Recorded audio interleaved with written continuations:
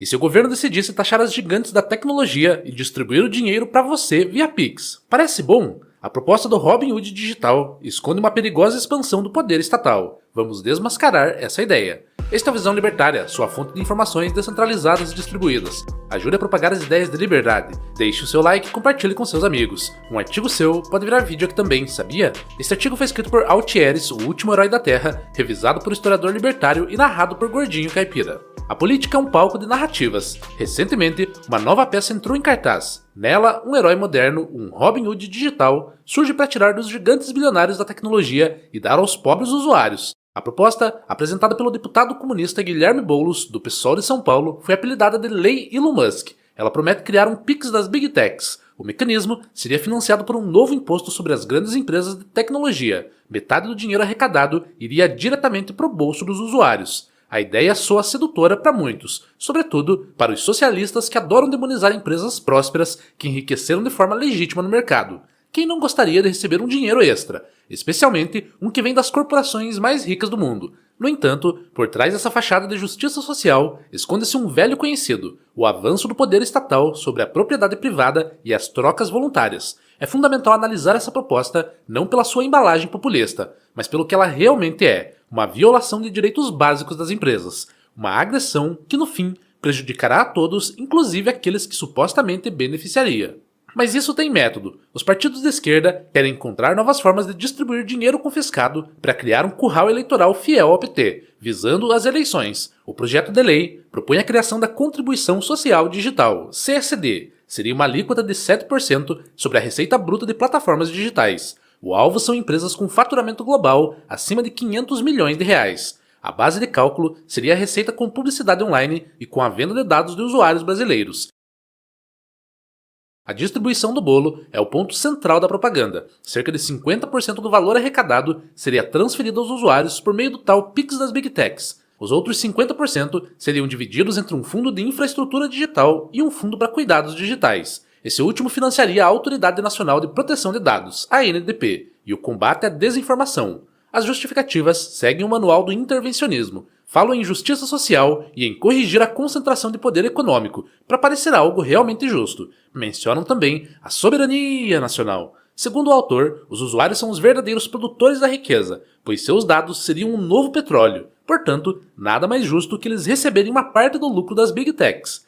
Essa narrativa explora um sentimento de impotência e injustiça diante de grandes corporações. É a velha tática de incitar a guerra de classes, ricos contra pobres. Contudo, ela distorce conceitos básicos de economia e direito para justificar o uso da força. O Estado se posiciona como grande mediador, o único capaz de equilibrar essa relação de poder. Mas essa mediação é sempre feita com uma arma apontada, a coerção legalizada. Do ponto de vista libertário, a análise é direta e começa de um princípio fundamental. Todo imposto é uma extração coercitiva de propriedade. Ele não é uma contribuição voluntária, mas uma tomada de recursos sob a ameaça do uso da força. O fato do alvo ser uma Big Tech bilionária não altera a natureza do ato. A receita de uma empresa não é um bolo de dinheiro sem dono, esperando para ser dividido pelo governo. Essa receita é o resultado de trocas voluntárias. Elas pertencem aos seus legítimos donos, acionistas que investiram capital e assumiram riscos, funcionários que trocaram seu trabalho por salários e fornecedores pagos por seus produtos e serviços. Quando o Estado confisca 7% dessa receita, ele está violando o direito de prosperidade dessas pessoas.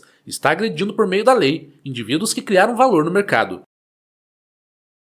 A justificativa de justiça social é um cheque em branco para a tirania da maioria ou de grupos de interesse. Justiça verdadeira não é sobre resultados materiais iguais, algo impossível na prática e contrário à natureza humana. É sobre o respeito a processos justos. Um processo justo é aquele baseado em interações voluntárias e no respeito à propriedade privada. Qualquer coisa diferente disso é, por definição, injusta, pois depende da agressão inicial para ser implementada. Chamar o confisco de contribuição é uma manipulação da linguagem, uma tentativa de esconder a violência inerente ao ato. O fardo de qualquer imposto sobre uma empresa é sempre repassado a alguém.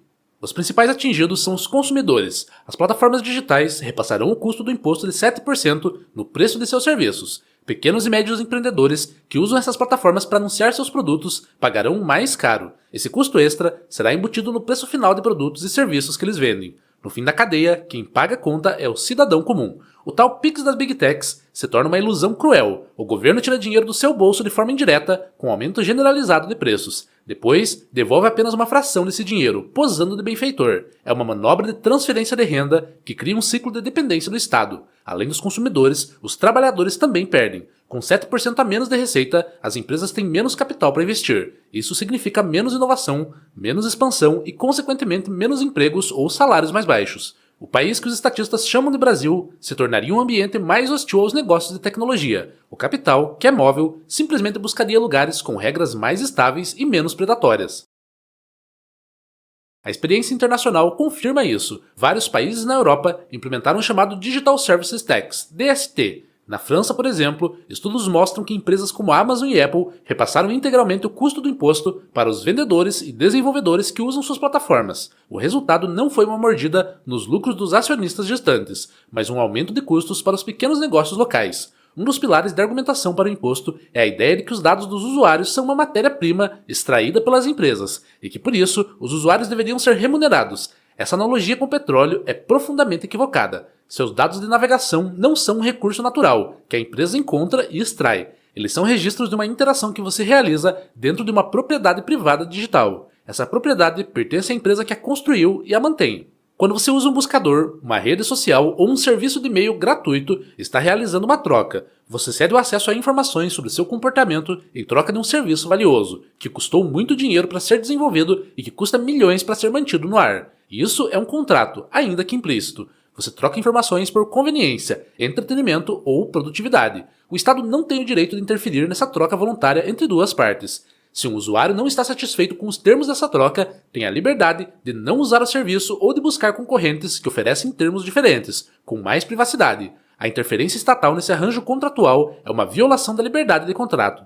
Ela infantiliza o indivíduo, tratando-o como incapaz de tomar suas próprias decisões e de gerir suas próprias trocas. Os problemas que a proposta alega querer resolver, como a privacidade de dados e a concentração de mercado, têm soluções muito mais eficazes e éticas no livre mercado. A melhor forma de garantir que as empresas respeitem a privacidade de seus usuários não é com uma lei estatal, mas com concorrência. Em um mercado livre, sem barreiras de entrada criadas pelo próprio governo, empresas que abusam de seus usuários perdem para concorrentes que oferecem mais segurança e privacidade. A reputação é um ativo valiosíssimo. Uma empresa que se envolve em escândalos de privacidade sofre danos imensos à sua marca. O mercado pune. Além disso, tecnologias como a criptografia de ponta a ponta e as plataformas descentralizadas são respostas de mercado à demanda por mais privacidade. Elas surgem da inovação e não da imposição de uma caneta burocrática. Os contratos privados também são uma ferramenta poderosa. Os usuários podem e devem exigir termos de serviço mais claros, além de escolher as empresas que oferecem as melhores condições. Empresas de certificação privadas poderiam auditar as práticas de privacidade das plataformas, criando um selo de confiança para o consumidor. Quanto à concentração de mercado, em uma economia livre, uma empresa só se mantém grande se continuar a servir bem seus clientes. O verdadeiro problema da concentração de poder não está nas grandes empresas que dependem da aprovação voluntária do consumidor para sobreviver. O problema está no Estado, que detém o monopólio da força e pode criar privilégios, subsídios e regulamentações que protegem as empresas estabelecidas e sufocam a concorrência. A solução não é dar mais poder e dinheiro a esse monopólio, mas removê-lo da equação. A proposta do Pix das Big Techs é um exemplo clássico de como o Estado busca expandir seu poder sob o pretexto de proteger o cidadão. Ele usa uma linguagem populista e apela para um sentimento de inveja contra os bem-sucedidos. No entanto, sua implementação resultaria em preços mais altos, menos inovação e mais dependência do poder político. Seria mais um passo na direção de um modelo em que o governo se sente no direito de gerenciar todas as relações econômicas e sociais. A narrativa do Robin Hood digital é perigosa. Ela vende a ilusão de que a riqueza pode ser criada por decreto e redistribuída pela força, sem custos. Mas a realidade é implacável. A prosperidade não vem do confisco, e sim da liberdade, da propriedade privada, das trocas voluntárias e da inovação. Rejeitar propostas como essa não é defender bilionários, é defender os princípios que permitem que a sociedade prospere, é defender o direito de cada indivíduo de fazer suas próprias escolhas e de ser o dono de sua própria vida e de suas propriedades, sem a interferência de um Estado cada vez mais invasivo. Obrigado pela audiência. Este é um canal colaborativo. Participe você também. Cadastre-se agora mesmo em nosso site visãolibertaria.com e envie seus artigos por lá. Os colaboradores recebem recompensas em Bitcoin. Inscreva-se no canal e clique no botão da campainha para ser avisado de novos vídeos. Até a próxima!